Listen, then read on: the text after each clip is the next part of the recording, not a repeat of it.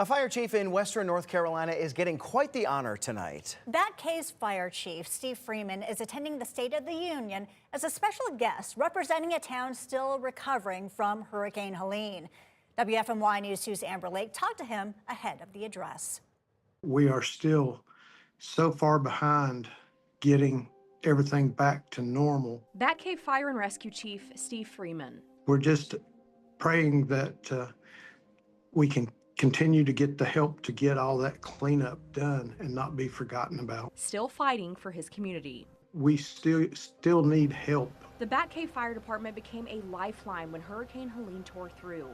Floodwaters washed away roads, cut off power for weeks, and left families stranded with no way out. Even today, Freeman says the scars remain. All three directions, 64, 74, and Highway 9, are still one lane. DOT's doing tremendous work trying to get it back. It's just the topography down there, they just don't have the room to do it quickly. Freeman says crews are still clearing debris, rebuilding homes, and restoring what was lost with the help of volunteers across the country. I had the honor of spending the day with Freeman last September, 1 year after Hurricane Helene, seeing the damage firsthand. The winds come down through here the heaviest, and then the slides were on top of that mountain range going that way is what took the rest. Now Freeman is carrying the story of Batcave to Washington, D.C. after receiving an invitation from Senator Ted Budd to attend the State of the Union address.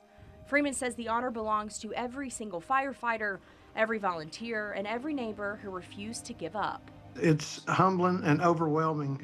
It's quite an honor, and it's not about me. It's what God did through me.